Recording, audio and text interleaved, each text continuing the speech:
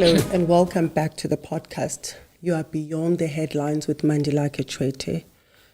We had planned to have Karen as part of our podcast tonight, but unfortunately she couldn't make it. And we have now invited Imraahn Mukaddam, who is from Inspire Network in Elsies Rivier. And we also have our special guest, Zaino from Pagad G-Force. So tonight we are talking about communities getting together to fight crime. In most of the stories that I have covered, in fact, I have never, or maybe in a very few incidents, I would have met the victim, but in most of them, I do not get to meet the victim. And so it's only the community that will explain to me who this person was. And so today we will be talking about communities standing behind or standing up against violence. So we'll start it off with Pagad G-Force. Zaino, you've been in areas, volatile areas. I remember you were in Beacon Valley just a few weeks ago, and there was a clash there. And then also you've been to, just remind me, where you in Lentegia. Oh, that's correct. Yes, in Lentegia also. So what makes you as an organization to think, you know what, let us go to that area? Do people call you, or do you just think that, you know what, they need our help? Okay, good evening, Mandy. Thank you so much for inviting us to your podcast. And I'm going to start off by saying, yes, Mandy, as an organization, Pagad G-Force, we are being called by communities to come into these areas. Communities will call us invite us via our Facebook page. And yes, we will heed to the calls of these communities. So we go, as you say, into volatile areas. We've been to Pagad. We've been in areas like such as Hanover Park, Mannenberg. We've been to Bridgetown, yes, Lavendale, etc. Okay, fine. Imraahn, let's talk about communities standing up. How do we turn into communities and say, look, let's all be one and actually fight and stand up against gangsterism, against gun violence? How do we get everyone together when we live in a very divided community or communities? Yes, Mandy. Exactly as you are saying, we are living in divided communities. Many of these communities actually have divided loyalties as well. So when you talk about community like Elsies River or Mannenberg, is that the gang culture permeates so much of the daily lives that many of them, associate the gang that has control over the territory as being, so we find, for instance, in Elsies River, you would find aunties,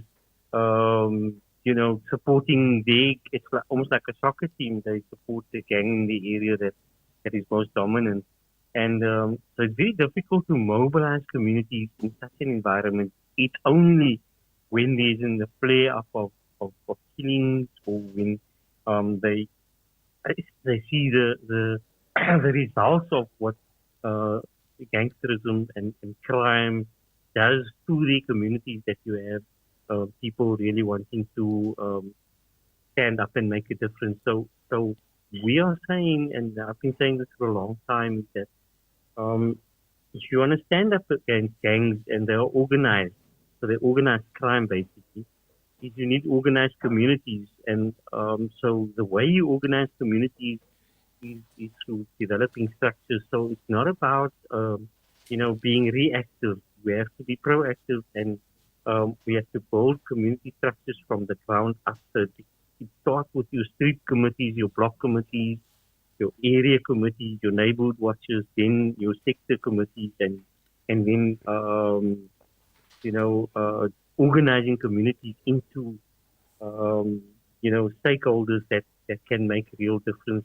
And when these dominant crime figures see that there is organization and there's resistance in that form, that you have a block committee and 3 or 4 aunties in the block are always active and always prominent, and people come to them with the problems, especially.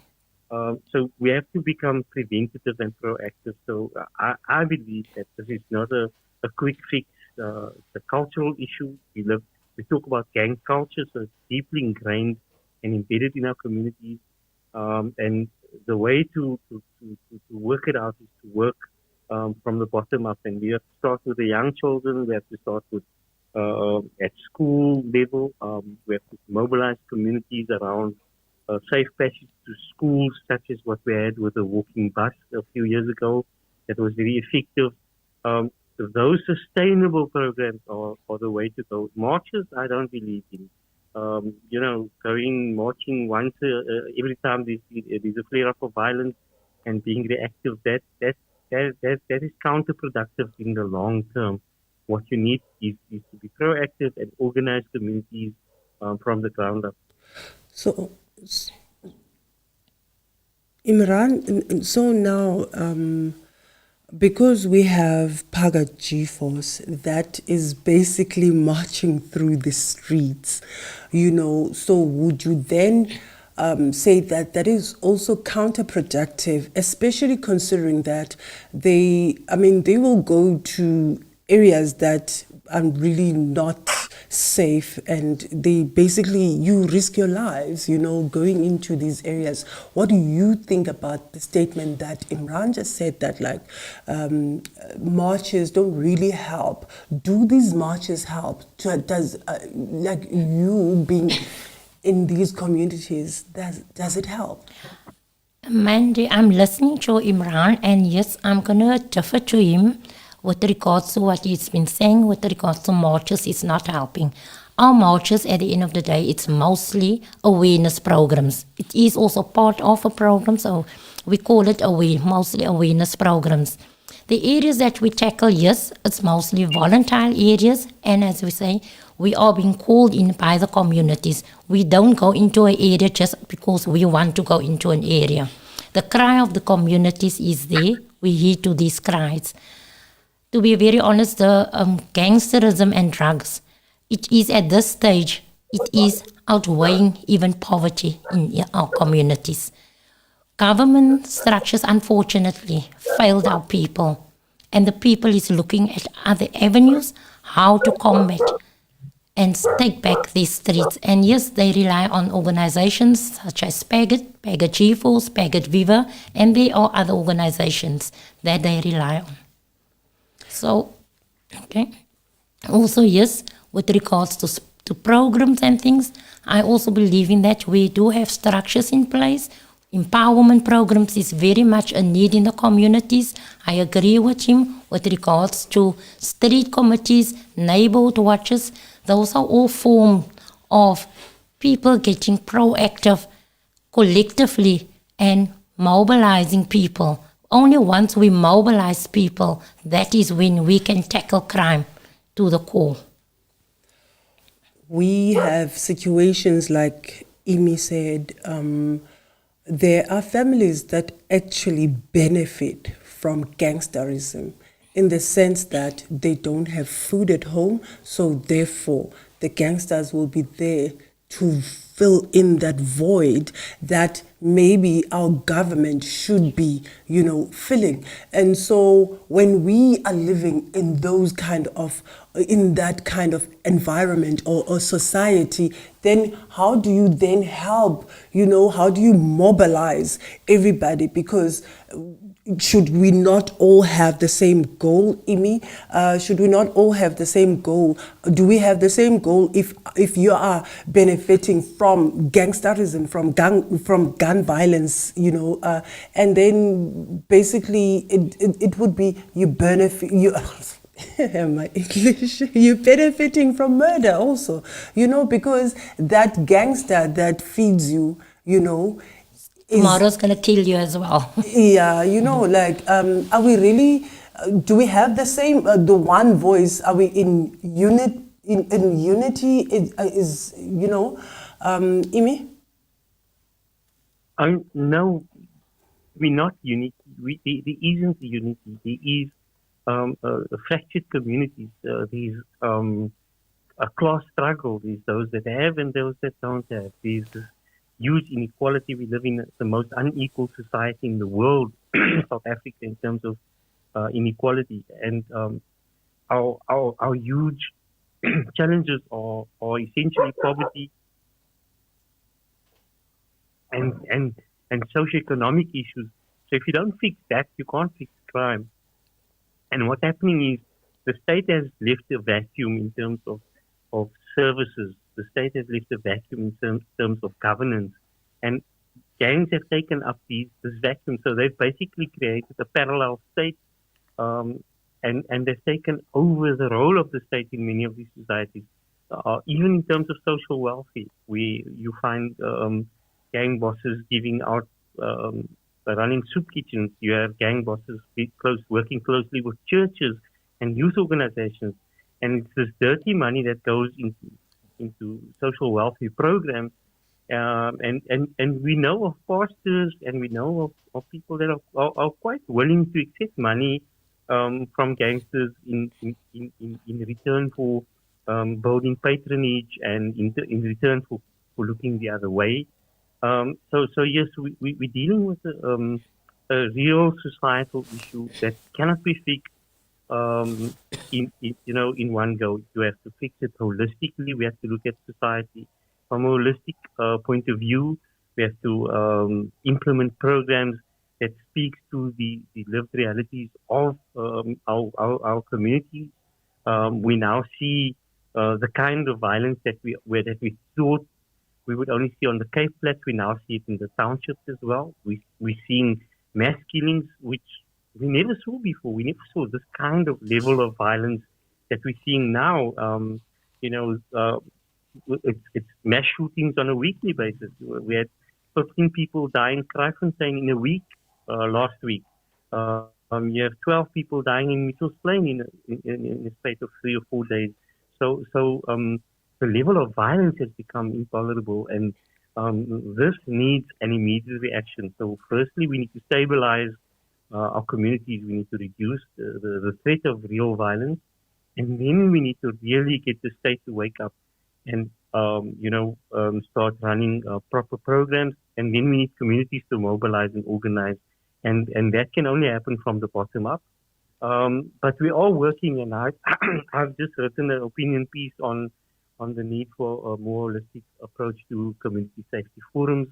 We're saying that the community police forums has been around for 3 decades, and nothing has really changed. So we're looking for we need new solutions for new crises that we are facing as society, and it's becoming intolerable. We can't live like this. This is not Gaza. This is not Ukraine. This is the Cape Flats, but we have death tolls that exceeds war zones. So we need to treat gangsters with new language as well. They're not gangs. They're armed militias. They are a threat. They are a threat to national security and a threat to the state. And unless the state sees them for what they are, that they have usurped the powers of the state, and they are creating parallel governance in our communities, and they're basically taking over the role of the state. Unless government sees that, and then come up with new legislation, and communities are better organized, we're going to lose this battle. And as it's going now, we are losing this battle, and we need to really refocus our energies and our attention to where we can make the most impact. And the most impact can be had if we reorganize our communities, but there needs to be incentives. You can't have people expect people to join neighborhood watches and street patrols, and then expect them to patrol and look out for other people's children on an empty stomach. You have to find ways of compensating people that are willing to make a difference in communities. Imraahn, you touched on stabilizing communities. Zaino, last week, the acting police minister was in Mitchell's Plain, and he said that there is no plan to tackle or to fight gangsterism.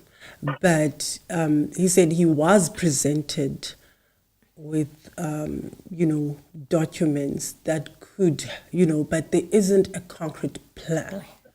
So how does that make you feel? Does that tell you that you're still going to take those 10,000 steps around these communities, or that maybe soon there will be a plan? Because this has been going on, as much as Imi is talking about 30 years of CPFs, also gangsterism has been going on for longer than that, So that is why we find, Pagad, being formed by, tired people who want to take back the streets. How does that make you feel when the minister says that? Yes, I've listened to the minister's interview, and really, I was disappointed. He clearly said they doesn't have a plan. Gangsterism and drugs didn't start last week. It didn't start last year. It didn't start 5 years or 10 years back. Gangsterism and drugs has always been there. Why? Why haven't they done anything as yet? Is it because drugs is adding to the revenue of South Africa? Where's the root cause? How is drugs coming into these countries? How come they can't curb drugs? Yes, we're going to the merchant out there. We're going to the gangsters on the streets. Yes, we try to combat that. But what about those top structures? Who's tackling them? And definitely, they are aware. They are aware. Because you tell me, how does these drugs come into our country? How does it come out into our ports? So yes, with regards to they doesn't have a plan, I will agree with the minister. 100% they doesn't have a plan. Also, they doesn't want to look into avenues where people, simple community people, no experience. They have all the forces, they have all the experience, but yet they can't combat crime. You have simple local people, only that's crying out there to go help. We're offering us their help. Why doesn't they want to accept it? That's my question. We've got people that doesn't want to be paid, voluntary, want to go out there and assist the government. But rather, they look at us as vigilantes. So there's a big question. Why doesn't they want the help of communities? Why doesn't they want to rid the society, the communities of gangsterism and drugs? Is it because then the revenue is going to drop? We need to look at these things. Imraahn? And very open-minded. Okay. Imraahn? There's no plan. There's no concrete plan to fight gang violence. What is your reaction to that?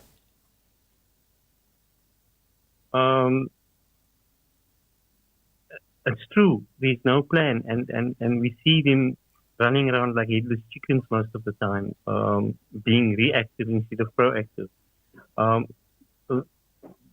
The plans that work get sabotaged because of political interference and vested interest, and like Zainu says, who has the most to gain from crime? And at the moment, the crime is an economy. There's an incentive for crime to be, to be allowed to proliferate the way it does. So, and there's a criminal economy. And if we look at right today, the Mlanga Commission started, and General Mkonazi was testifying. And if you look at the level of corruption, that even the police minister is implicated. If you look at the past 5 national police commissioners, how many of them haven't been fired for corruption? So yes, the rot starts at the head, and we have rotten heads right now. If we look at I don't want to go there, but I don't even have I don't have confidence in our president.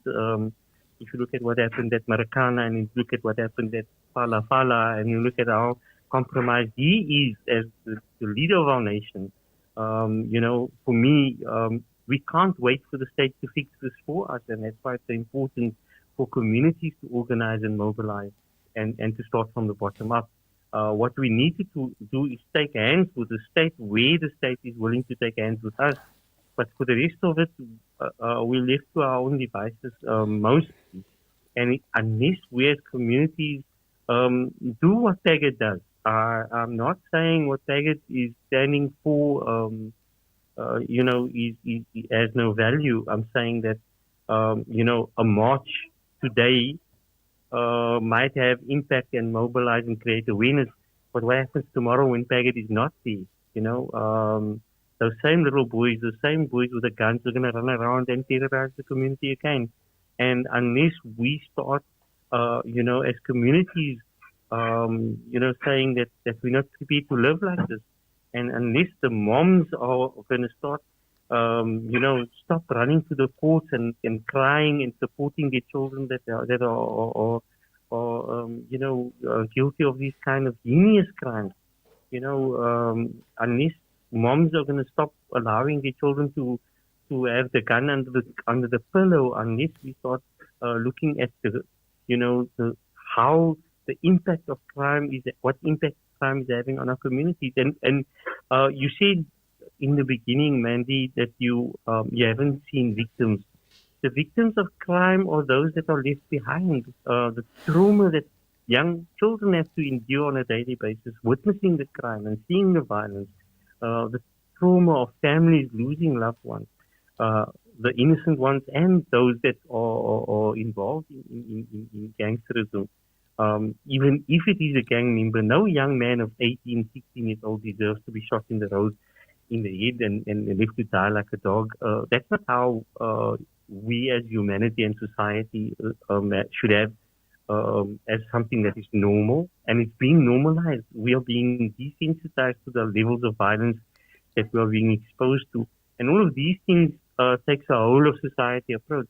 And we are supposed to have, in my community, we have probably the highest concentration of churches per square kilometer on the Cape Flats, more than 100 or 200 churches in Elsies River. Where are those religious fraternity? Where are those churches? Are they monuments? What are they? What's happening with the mosques? Where is the spiritual leaders? Where are our social workers? Where is the investment in social workers? Where is the investment in looking at interventions and with young children especially? Where are the truancy officers that we used to have that used to go and fetch the kids when they drop out of school? Because that's where the problem lies. When those young boys leave school at the age of 12, 13, they become unemployable because they didn't even go to a high school. And all that they've done for the 5 years before they are adults is smoke weed and whatever else. And by the time they're 16, 17, anybody can put a gun in their hand and tell them to go and shoot because they've been totally dehumanized by the gang culture.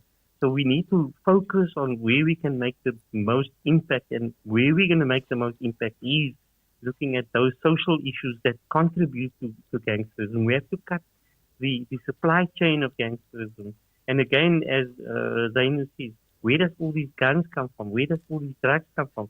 There is a political agenda here. There is something sinister happening that wants to destabilize the community and detract our attention away from the real crime that's happening. So we're dealing with a lot of complex issues that cannot be solved overnight, and that I don't have the answers for, and many others. But if we put our heads together and we unite and we find, people that are willing to contribute and do the grind. What we're having now is we have a police force that is, the only interest is the 15th of the month when they get paid. It's a career. It's not something that they're passionate about.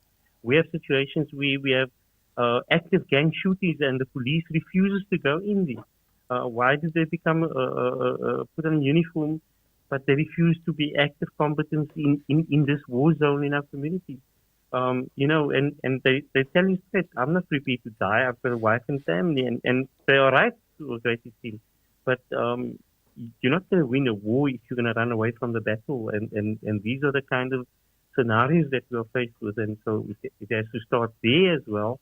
But like I said, the rot starts at the top. And if we look at the corruption within the police itself and the political interference with the politicians and everybody with the agendas, we can't wait on the state to fix this for us. Communities have to take responsibility, and they have to start mobilizing. Imi, we can talk about law enforcement and their failures, but if we are going to focus on communities, then we should also take some form of blame. And I know that you're not putting the blame entirely on the law enforcement, but you also, like, you touched on something about people have been desensitized now to violence. And I've been to many crime scenes where you will find there's a body there, and then you will find there are small children, very young children, who are standing over a body, and it's like nothing. You said a person's body will be there, like a dog, on the streets, and that is basically how it's been perceived now in the communities, that young children don't even care that there's blood running down the street. They will stand there until the very last bit of that body, if everything has been collected by the forensics and whatsoever. I've had to fight with children to get to the front because I want to take a video or pictures or whatsoever. Zaino, are we further perpetuating this violence, normalizing it to the point that we have to fight with children on scenes? I listen to you what you're saying, Mandy, and you know what? I've been sitting here listening to you, and it just plays through my mind because this is what we see on a daily basis. Again, as Imraahn is saying, government is like failing us at all avenues. These little girls or children that you see, both little girls, little boys, that you see on the roads, on the streets, during certain crime scenes, look at time periods. At times, it's during the day, early hours of the mornings. You come to a crime scene, sometimes you drive through the area. I'm just taking my area as a simple example. You find 10 years old, 8 years old, 10-year-old, 12-year-old children on the streets. It's been a norm. No input of social departments, social services. Police will drive past these kids. Law enforcement drive past these kids. It's a norm. It's just like a norm. There's no care. A van won't stop and ask these children, why you're not in school. We try to get hold of social services. They understaff. So government it's like they're just setting us up for failure. You can't find this in any other communities. You will only find it in the lesser fortunate communities on the Cape Flats. You can't go drive today in Sea Point. You can't go to Tableview and you will find what you find today on the Cape Flats. No ways. So yes, it's sad. It's just sad for us as communities to face, as you say, it's becoming a norm. And it's not supposed to be. What do we as a normal person, what do we do? Where do we turn to for help? Our plea, we're pleading by the governments, we're pleading by departments, but it seems it just falls on deaf ears. So that's why we say we appeal to you people, we turn to the media. Imraahn spoke about, yes, Imraahn, I'm very glad you brought up that point. Where is our spiritual leaders in our communities? Where's our clergy, our mosque, our churches? What are it being used for? What are they using it for? Just for Friday prayers? Just for Sunday churches, services? They need to be visible in the communities. Our spiritual leaders need to make themselves visible into the communities. Come out and see what is happening. Come learn your communities, know your community members. I promise you, sometimes you will go to a mosque or a church and they come, or you will go there. You will tell them something about a person in the community. They won't know that person in the community. And it is sad, and unfortunately, it is the truth. They need to realize we here in South Africa, we have a genocide. Yes, I didn't want to go there, but we bleed here in South Africa. Palestine, there's a genocide out there, Palestine. That's a complete different issue.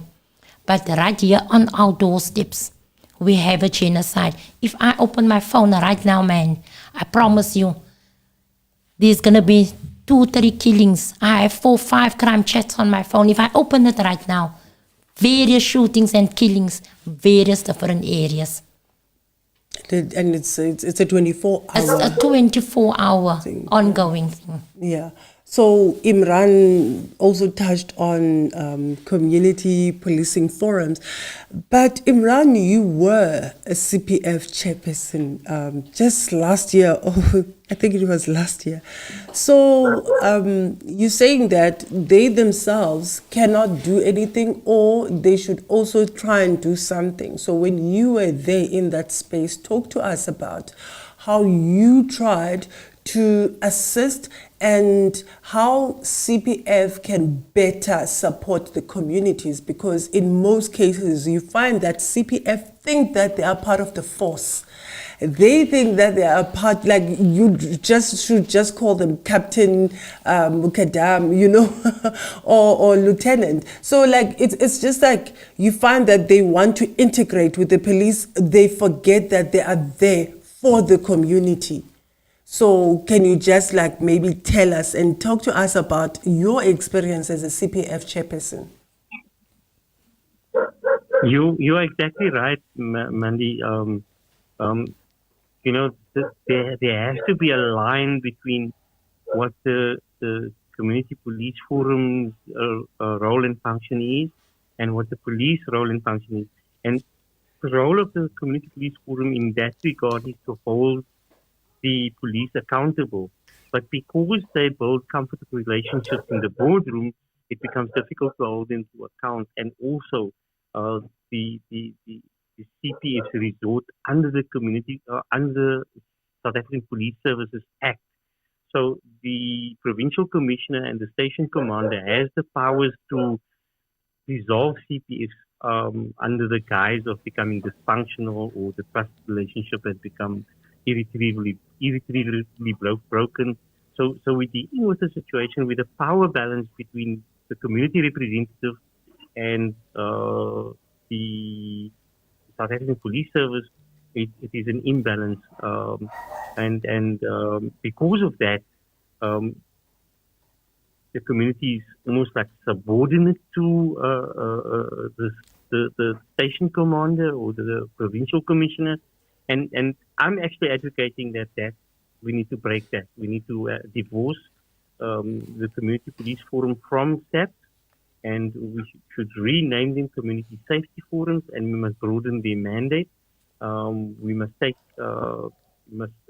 advocate, and there is legislation and policy documents that speaks to this, that CPF should resort under the civilian secretariat for police and not under the operational command of SAP. So it has to be a completely separate entity. And then also the most important, one of the most important things that we don't have oversight over as communities is what's happening at the courts. You know, are the prosecutors doing their job? Are these criminals that run around with the guns convicted? What happens, you know, with the cases? What happens with the detectives? How many of these cases are being thrown out?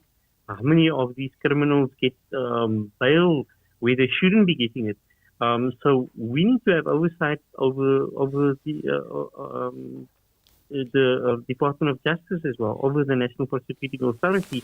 They must still be accountable not only to their minister and to Parliament, they have to be accountable to the communities they serve. And then again, we need to look at correctional services. And, you know, I read a report last week that 87% of prisoners reoffend once they've been released. 87%. So there's a 13% rehabilitation rate. 13% of prisoners are rehabilitated in the prison system, in the correctional services system. The other 87% comes out worse than what they went in. So what's happening there? We're not looking at all these contributory issues. We have, command centers within prisons where gangs are giving instructions from within prisons who should be killed next, who should be executed next on the street, what business decisions should be made. They could change the name of a prison from Portsmouth prison to JSE because so much business is happening in the prison, and so much money is being changed hands in the prison, and it's blatantly because of state corruption that allows that. They can jam your cell phone when you walk into a meeting at Parliament, but they can't jam a cell phone reception at a prison, which is ridiculous. All of these issues we need to address.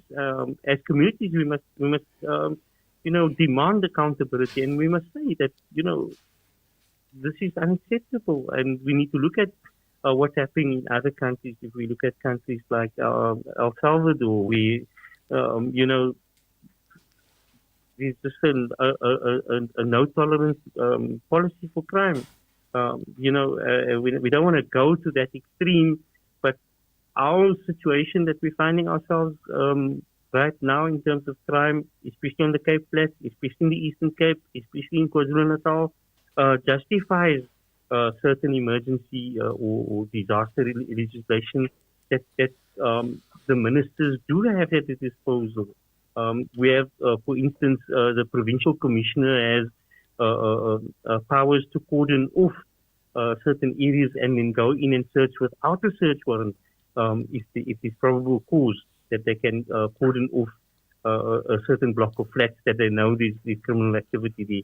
And if they were to do that and they were to go in there, they would probably retrieve most of the drugs and guns if they do searches and they do it properly. But they're too scared, or they are complicit, and they're part of the problem, and they're taking money on the back end, which we've seen happening. We see it happening all on a daily basis. And unless you can root out the corruption, you can't fix the problem. And what we are dealing with now is a society that has been corrupted to the core, and that is also, the rich just get richer, and the poor are left in the dump sites of Khayelitsha and Poleni and Menenberg and Elsies River. Imran, we have one of our viewers here, Raisa Jacobs. She just said that one of the biggest issues that we are facing in our communities is that, in fact, in South Africa, corruption within SAPS. And that is the worst thing ever, because it is the reason why we're still here. This is probably the 4th episode that we're talking about crime, not just on the Cape Flats, but just, in general, Zaino, how deep does this go? And do you think this is the reason why we are not progressing into a peaceful society? Remember in 1990, I was 5, but in 1990, you were not as scared as you are right now to just walk during the day, not even at night. Now, I agree with you, Manji. And as that Raisa is saying, the core problem is a corruption within, especially within SAPS. We see it on a daily basis. I promise you, in the communities that we live, we will see police vans, the very same people that's supposed to protect the communities. They will pull up at the drug merchant. They will come and buy the drugs and leave. We have seen it. What do you do if you have a police station with 30, 40 employees and half of them are corrupt? Who do the communities turn to? Okay, so Raisa went on to say that people allowing their kids being within gangsterism and drugs. Do you think that parents actually allow their kids to be gangsters or to be on drugs? To an extent, I am going to differ with her. Unfortunately, in our societies, it seems this is the only way out for people. There ain't no other way. Because people, communities turn to these gangsters, number one, to feed them. Because of the poverty within our country, I can't believe in today, after how many years, we're still sitting with poverty in our country. Where are these political parties? That's why we called on political parties as well. We want them to come on board. They need to join forces, irrespective of the differences, but they need to join forces regarding fighting the crime of combating gangsterism and drugs. South Africa, as I say, we have such a high crime rate. Nationally, I think we're sitting about on 60%. 60% crime rate due to drugs, substance abuses. Just here in the Western Cape alone, we like on 85% just due to substance abuse.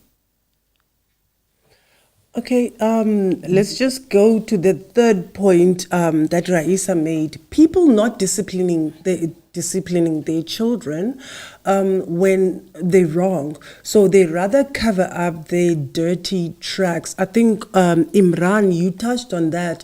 You said something about parents hiding guns and all of those things. I mean, like, you would definitely know if your child is on drugs or is a gangster.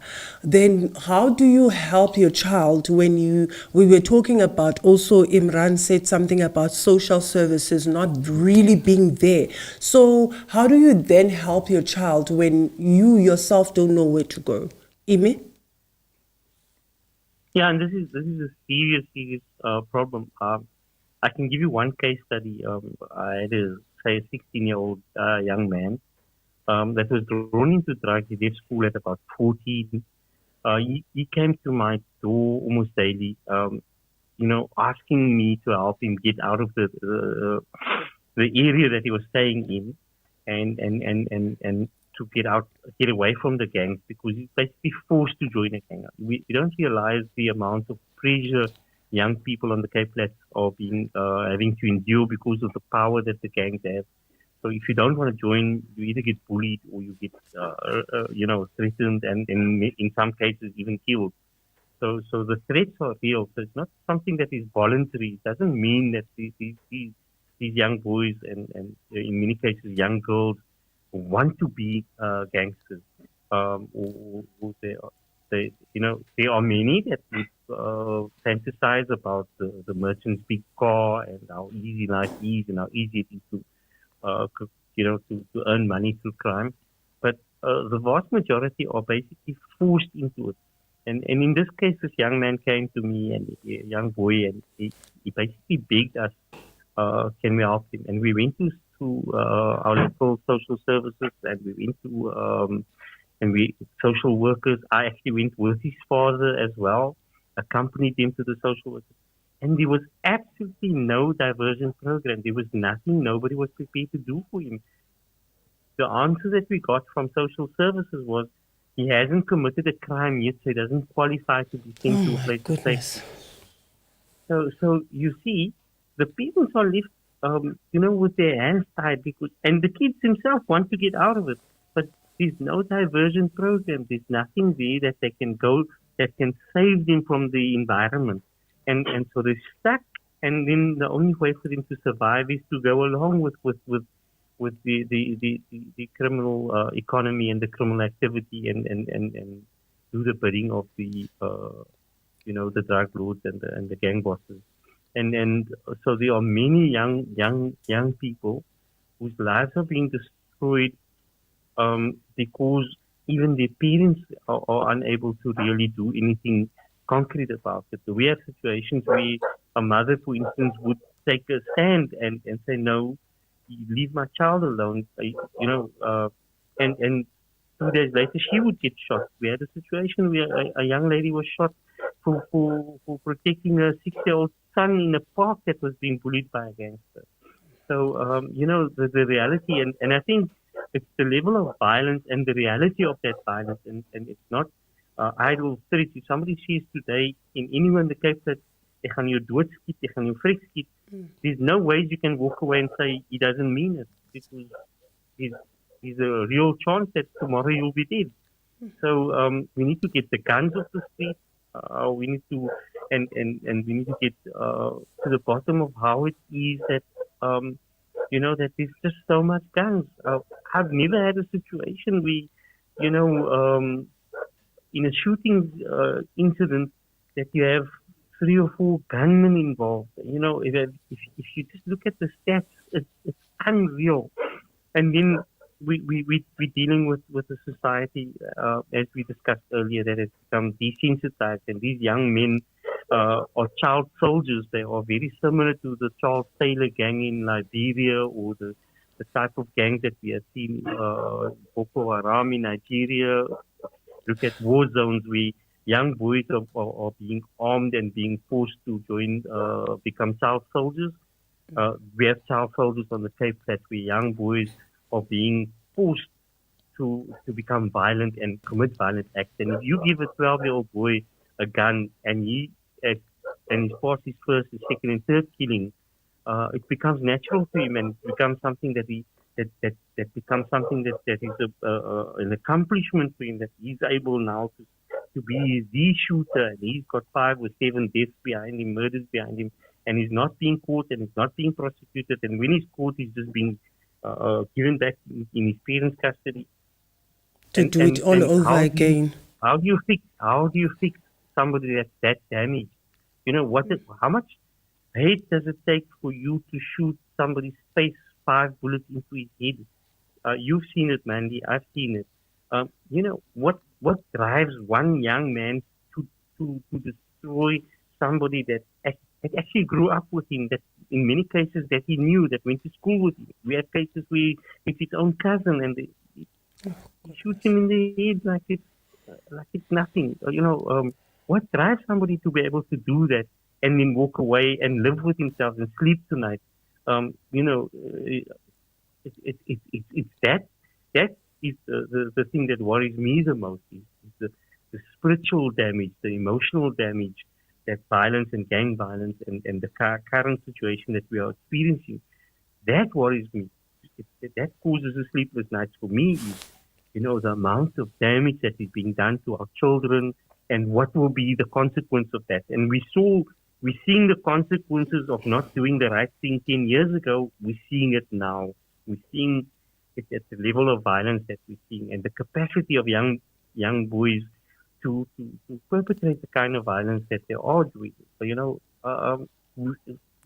if you just look at the video last week of that 4 boys that were shot in front of that shop in Imraahn. That's in Happy Valley. I was actually going to talk about that.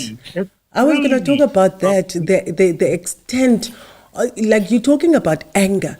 I don't know if it's anger at this point. It cannot be anger anymore, because those boys were standing there, and then you can tell that they're also young boys that attacked them, and they made sure they went back. They hovered over the bodies. In fact, one of them crawled out of where he was laying, and then that's when he was shot. And while he was still trying to move, he was shot again. Can you imagine the fear that he had, his last moments? It is ridiculous. But anyway, I just want to go quickly to JJ Idel's comment. Gangsterism on the Cape Flats is more than crime. It is a system of fear where violence is used to control communities, silence witnesses, and weaken the state. By function, it mirrors terrorism, even if the law calls it something else. And then he goes on to say, yet the state refuses to treat gangsterism with the same urgency as terrorism, while there is constant talk of of a whole of society approach, society has shown up time and again through community patrols, civil society, action, and residents risking their lives. It is the state that has failed to be consistent, decisive, and accountable.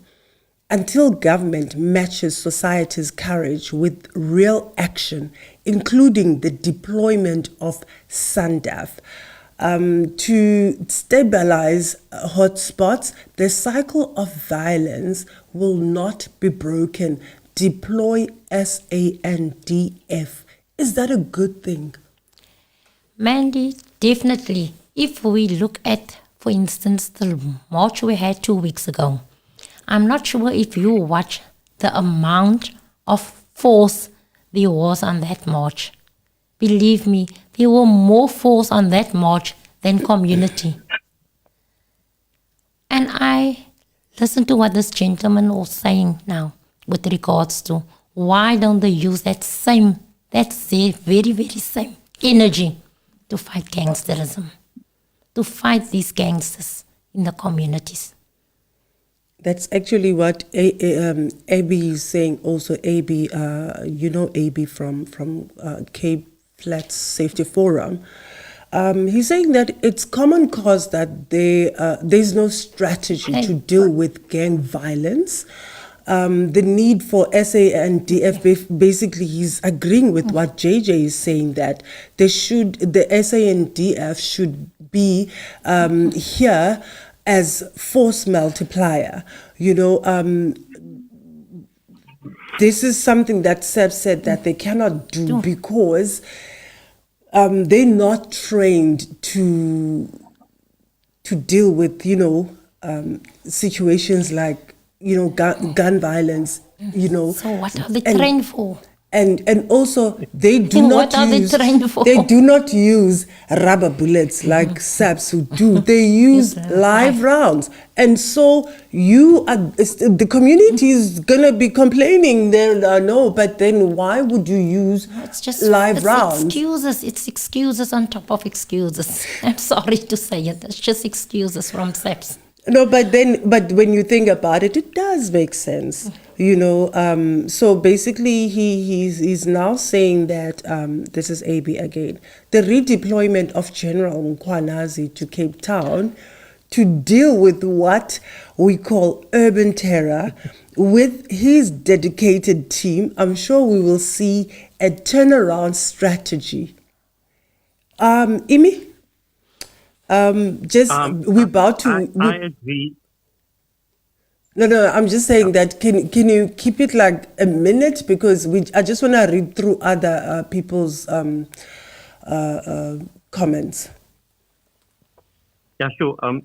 I agree that what we need is actually for KZN, Eastern Cape and Western Cape to be declared areas of disasters. We need to declare a disaster for what it is, the violence, and then deploy the army, deploy special forces. But also, what one of the commentators is saying is that is urban terror. We need to change the language. It is a threat to national security. These guys, we should actually not call them gangs anymore. They are armed militias. They are child soldiers. They are a threat to the state. They are urban terrorists. And we need to use and see them as a political threat more than just crime. And you need to have special courts that fast track convictions and prosecutions.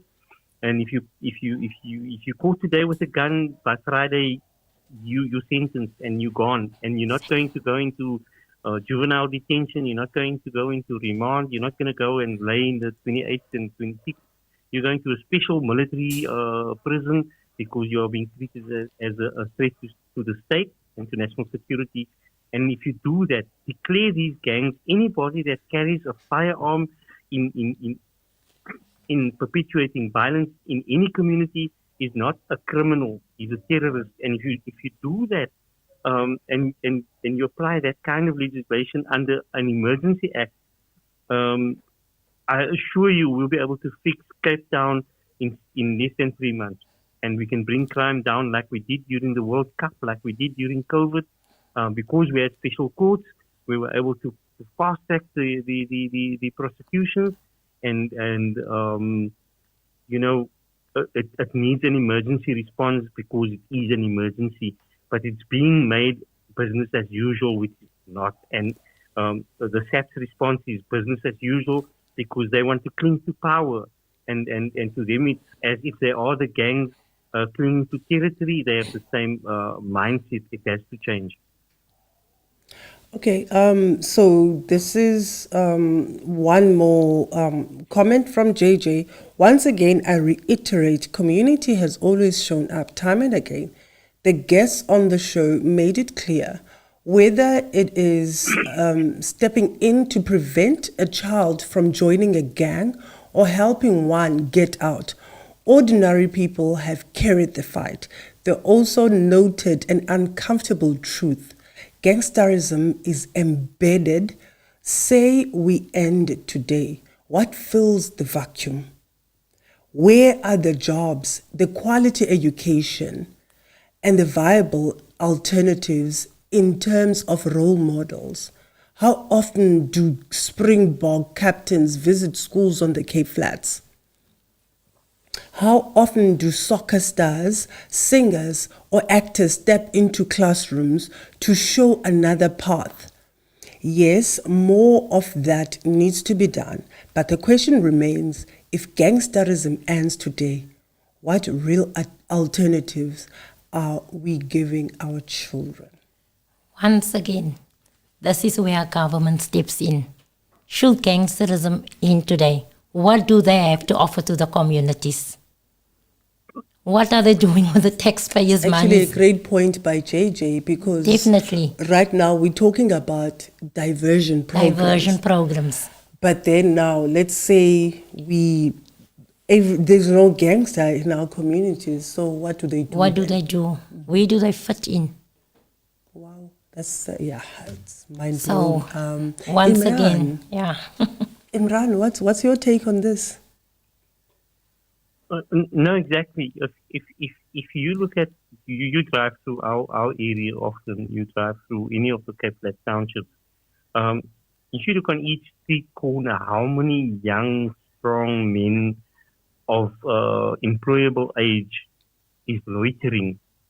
All that energy, all that youth energy is not being channeled constructively into employment or into something that is real and tangible. So there's nothing for them. There's already a vacuum. 44% or 64% of youth are unemployed. It's not a vacuum that's going to be filled if gangs go away. They're not going to make that big difference in the reality of unemployment. It's already a problem. So there's already the situation that we have, that there isn't jobs, there isn't prospects. You have young. It's almost exam time. By January next year, there's going to be another 200,000 matriculants going out into the job market looking for work that won't get, of which only 10 or 20% is going to get a job. Those that don't study any further, and those that do study further, what percentage of them drop out in the first or second year because they can't afford the tuition fees, or it's so difficult for them to study in a violent environment such as the Cape Flats. So we have, the reality of our situation is that we have to create real opportunities for young people and alternatives for young people. And we've got so much land. We need to get our young people back on the land, give them farms. So the issue is, again, a political issue is, you fix the land issue, take some of this land and make it available for young people, teach them how to farm, teach them how to create green energy through wind farms and solar. There's so much technology. Look at what other countries are doing. But they have a program at least. But there's nothing. There's no plan. There's absolutely no plan economically, socially, with crime, with nothing. We've got a lame duck government. We need a radical shift in who leads us, and then the best way is to get rid of whoever's sitting at the top. And like I said before, a fish starts rotting at its head, and we've got a rotten head. So everything below is going to rot similarly with the police, with civil service, with government. And when you have a weak government, this is what happens. The state is failing us. And we are talking about symptoms and not looking at the root cause. And the root cause is that we're dealing with weak government that doesn't have a plan. Okay, we should leave it there. Thank you so much for joining us. Thank you, Imraahn. I know it was short notice, but thank you so much for joining us, and thank you so much, Zaino, for joining us also. I mean, this was very fruitful, and what I've taken from this is that as the communities across the Western Cape, across South Africa, we need to stand together. We need to fight whatever it is that is affecting our communities negatively. We need to stand up together. We need to fight for our children, fight for our children's futures. We cannot live in a society where we celebrate so hard when a graduate comes out of Hanover Park, comes out of Manenberg. That should not be happening. It should be a normal thing, you know. So we're going to leave it there. Thank you so much. We'll see you next time. Yeah, thank you.